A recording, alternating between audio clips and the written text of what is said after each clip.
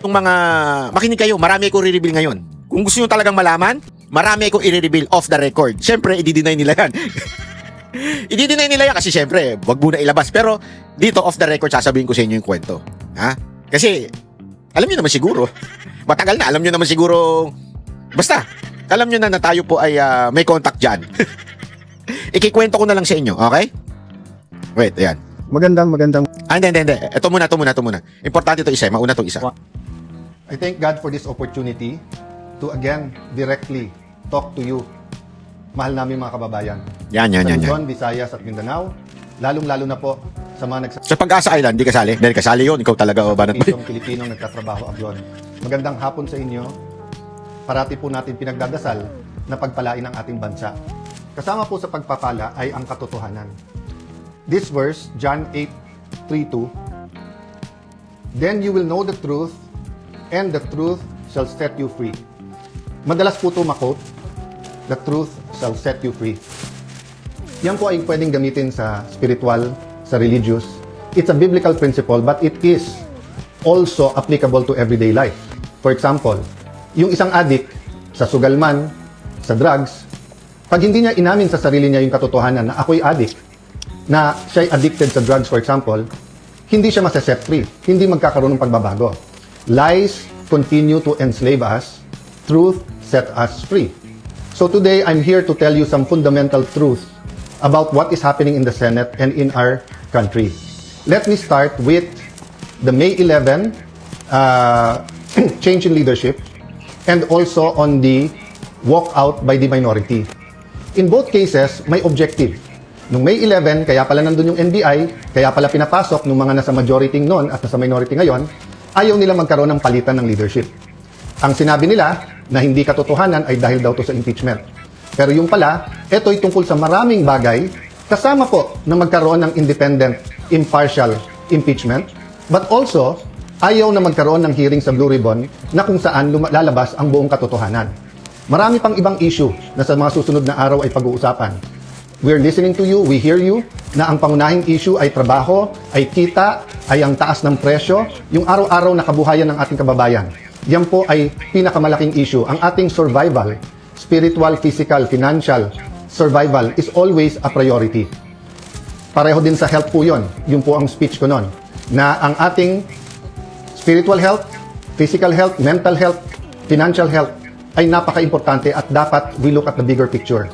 Pero tignan nyo po, para siguraduhin na mapagsilbihan kayo ng bagong majority, we want to make sure that kahit anong gawin ng outside forces, maging administrasyon o yung 11, nandyan yung 13 or at the very least 12 para yung sinasabing subukan naman natin ito. Masubukan nyo kung anong madideliver namin sa inyo. Ang problema, for the last 3 weeks, walang ginawa.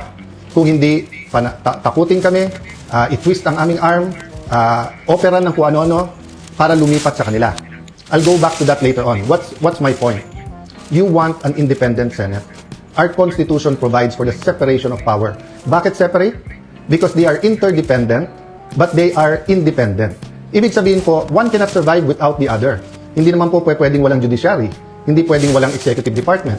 Pero hindi naman po pwede po na executive department lang at puppets lang po ang nasa judiciary or in this case, the legislature. So nung nag-walk out po sila, ano sabi nila? Na utakan ang majority, na gamit ang rules ng minority. Ang sabi nila, master ang play ni Senator Tito Sotto dahil alam niya yung rules. Ayaw po nila na magkaroon ng online dahil sa bibig na rin nilang nanggaling. Sabi nga nila, ang isda sa bibig nang gagaling, may ikukulong daw. Bakit nila alam yung timing sa kulong? Sinabi ni Senator Jinggoy, hindi lang ngayon nangyari sa kanya yan, since February. Wala na daw kaso, pag siya po ay sumunod sa kanila. In this case, lumipat. So sabi ni Senator Jinggoy, sa susunod na kabanata na lang, sasabihin niya po or... So bigyan ko kayo ng maikling insider, okay? Bago tayo magpatuloy dito sa sinasabi ni Senator Cayetano. Ito po talaga ay totoo, baka hindi nyo po nababalitaan. Unang-una, magsimula tayo doon sa bakit hinarang si Bato. The reason why hinarang si Bato at sinubukang hindi papasukin kasi always remember this. Ano ba ibig sabihin ng majority and minority? Ibig ba sabihin ng majority, kayo ang pinakamarami at sa minority, kayo ang pinakakonti? Yes and no. Bakit yes and no? Kasi pag majority, ibig sabihin ikaw ang pinakamarami. You need 13 votes to be the majority. Ulitin ko, 13 votes para yung leadership ng Senado mapunta sa'yo. Yun po yun. Pag 12 lang, hindi pwede. Pag 11 lang, hindi pwede. 13 votes. Kaya nga ngayon, na dalawa ang nawala sa majority. Si Jinggoy at si Bato na nagtatago. So 11 ang majority ngayon, 11 din yung minority. Ibig bang sabihin nun, equal na sila in leadership? No. One must have to attain that 13 senators. Noong May 11, naging 13 ang senators na nasa ilalim ni Cayetano. The minority now, kailangan nilang maging 13 din para makuha nila yung leadership. Ibig sabihin nun, Senate presidency, appointing ng kanilang mga chairmanship, yan ang importante. Okay. Ngayon, paano yan? Equal na, banat bay? Anong mangyayari sa equal na? One, hindi magbabago ang Senate President. Kasado na yon, hindi magbabago yon. Unless may dalawang mahinang nilalang o natakot mula sa kampo ni Cayetano at lumipat sa kampo ng Marcos Senators. Tawagin na lang natin silang BBM Senators. Kung lumipat yung dalawa from Cayetano, lumipat sa BBM Senators, magiging 30 na sila. Okay. Pero as of now, I'm telling you that what I know. And this is legit and really alam niyo naman ako, galit ako sa chismis. Ayoko yan. Pero ito po nanggaling mismo sa loob na. Walang lilipat. Walang lilipat from majority to minority. So imposible na yung sinasabi nilang magkakaroon ng change of leadership. Okay. So ano ngayon ang nangyayari kung bakit gustong ipapasa yung online voting? Is it because of the impeachment? Hindi. Bakit po? Yung proposal ni Marcoleta na online voting, ibig sabihin yung hindi present sa plenaryo, hindi mag-a-apply sa impeachment court. Bakit? Iba ang impeachment rules. Kasi remember yung impeachment court, nag-convince sila. Para bagang hindi na sila senador doon. Naging judge na sila. Iba yung usapan yon. Iba ang rules sa impeachment court. Iba ang rules sa impeachment. Okay, linawin natin yan. Kasi diyan lumalabas yung propaganda ng mga pinklawan, ng mga tanso, at ng mga teroristang makakaliwa. Yan yung pinalalabas nila. Kaya nila gusto ng online voting para hindi ma-impeach si BP Sara Duterte. Hindi po mangyayari yon. Bakit? Kanyo, ulitin natin. Yung online voting, hindi po maa-apply sa impeachment rules kahit pumasa. Ulitin ko. Yung sinasabi ni Marcoleta, kahit pumasa yun sa Senado, hindi yon magagamit sa impeachment. Kasi iba ang impeachment rules. Remember, the impeachment court is guided by the Constitution. You cannot change the Constitution by merely amendments. You cannot. You have to open the Constitution. It's very clear. So, ibig pong sabihin yan, hindi po pwedeng palitan. Anong pinapalitan ng online voting na pinopropose ni Marcoleta? Ang pinopropose po ni Marcoleta na online voting is Senate rules. Bakit kanyo? Ano ang motibo? Yan linawin natin. Ano ang motibo? Dahil bang gusto sakim sa kapangyarihan ang majority? Hindi po. Bakit? Again, doon sa online voting na yan, hindi naman po maaapektuhan yung kailangan nila ng 13. Ulitin ko, kailangan ng minority ng 13 senators to change the leadership of the Senate. Kahit may online voting, kasi sinasabi nila so that Bato can vote, so that Jinggoy can vote, hindi magbabago yung leadership. Kasi ang kailangan, lumipat yung dalawa. Hindi mag-absent. Kahit ubusin nila, eto linawin natin, kahit ubusin nila ang Cayetano's team o yung Brave 13, kahit ubusin nila yan, ikulong nilang lahat yan, except syempre si Cayetano, kahit ikulong nila yan lahat, kailangan pa rin ng 13 na senators para mapalitan ang Senate President. So, yung sinasabi ni Marcoleta, online voting does not affect the leadership of the Senate. Malinaw po yan. Okay? Nililinaw natin kasi marami dyan ang naliligaw. Marami dyan ang bobo. Marami dyan, kaya nga alam mo kayo mga vlogger, sana bago kayo magsalita, kasi may napanood ako, kakilala ko pa naman. Ang ina, ang bobo. Ang bobo talaga, sabi ko. Kaya, alam mo, kaya ano yung respeto sa mga vlogger, bumababa dahil sa mga hindi nag-aaral eh. Tangina, nagbablog ka na nga, mag-aral ka naman. Hirit ka ng hirit, komento ka ng komento sa Senado, hindi mo naman alam ang rules ng Senate. Again, bakit ko sinasabi to? Alam mo, minsan pag katulad basta, pag kami uma-attend ako ng event, tapos minsan sasabihin na, ay, vlogger yan. Hindi ko alam kung gusto ko matunaw sa upuan ko dahil minsan kinahihiya ko yung pagiging vlogger dahil may mga vlogger na bobo talaga. Pero, nadadama yung mga nag-aaral eh. Alam mo yon, yung simpleng rules, hindi maintindihan. Huwag na kayong humirit kung hindi nyo alam o kaya magtanong na lang kayo sa mga boss ninyo. Kaya alam, bobo rin yung senador na boss nyo. Tangina, puro kayo bobo. Ako kasi po, eto, hindi ko sa pagmamalaki. Alam nyo naman po siguro na tayo po ay may connection po sa mga ilang senador. At tinatanong talaga natin, ano ba ang rules dyan pagdating sa ganito? Ano ba ang dahilan bakit may online voting na gusto si Marcoleta? Alam nyo kung bakit? Simple lang.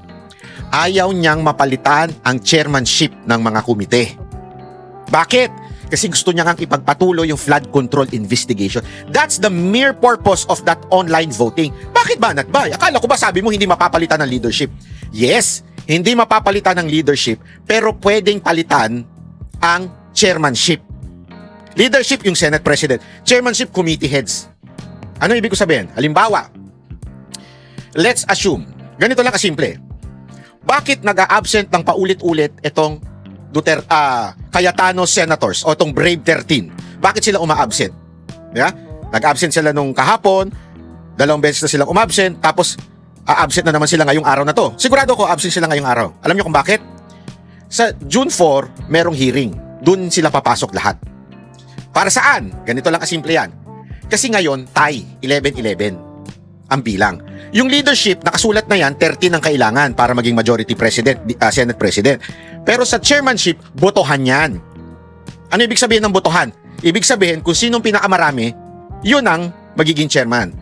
Kaya lang, noong mga nakaraang 18 Congress, 17, 16, 15 Congress, lahat ng mga nakaraang Senate, matik na. Pag majority ka, ibig sabihin, 13 ka. Actually, ngayon nga lang nagtatay. Usually yan, mga 17, mga 16, 15, 17 ang nasa majority. Ngayon lang talaga na ganyan. Ngayon, ilan na bilang nila? 11-11. So pwedeng sipain yung chairmanship pag may nakulong pang isang majority senator. Halimbawa, kunwari lang ngayon, di ba, pinaplander nila si Marcoleta. Kunwari makulong si Marcoleta, magiging BBM senators, Brave 13, magiging Brave 10 na lang. Dito, 11. 11-10. So, etong 11, pwede na nilang pagbotohan yung chairman. Sino na magiging chairman? Ng mga komite. Pwede na nilang iboto. Nagigets ninyo? Nakukuha ninyo? Para mas maintindihan nyo. That's the reason why gusto ni Marcoleta ng online voting. Para kahit makulong, whether si Marcoleta, si Chis Escudero, si Villanueva, o ngayon si Jinggoy nakakulong, si Batong wala. Kahit wala sila, makakaboto sila. Hindi mapapalitan yung mga chairman. Ngayon, ayaw ng BBM senators.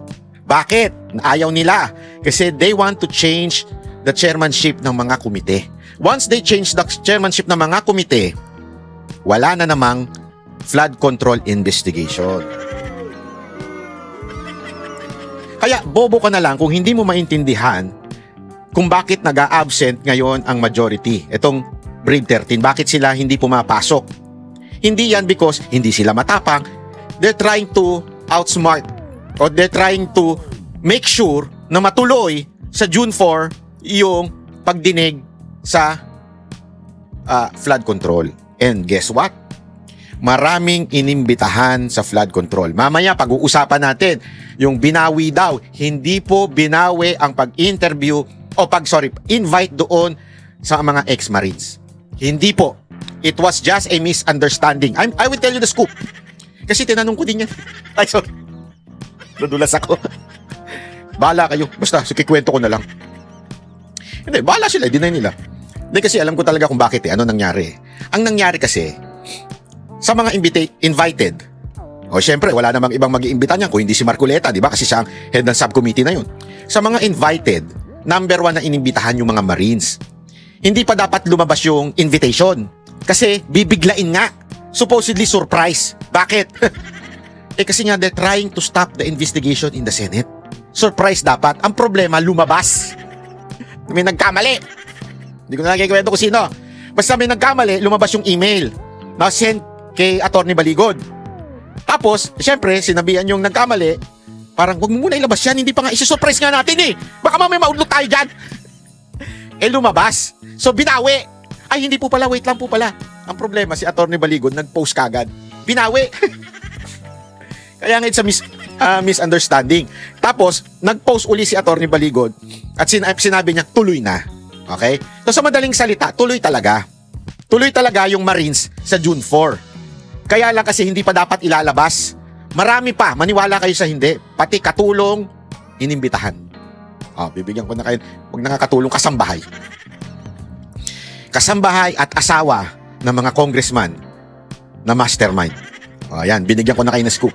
Inimbitahan din. Hindi ko lang alam kung a-attend sila ha, pero inimbitahan din. Talagang halos lahat inimbitahan. Kaya pasabog yan June 4 na yan. Maniwala kayo.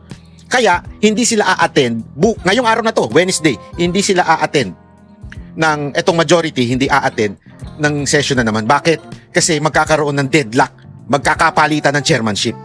Pag nagkapalitan ng chairmanship, hindi matutuloy yung June 4, which is Thursday. Nakukuha ninyo? Kasi 11-11 sila ngayon eh. Paano kung magkakaroon ng question yan? Papalitan namin. Equal tayo. Patay. Di ba? Malay mo, meron pang labasan ng warat ngayong araw na to. Hindi natin alam. O hindi magiging 11-10 na lang. Yan ang purpose nila eh. Kung bakit nila kinukulong. Kung bakit nila winawarant.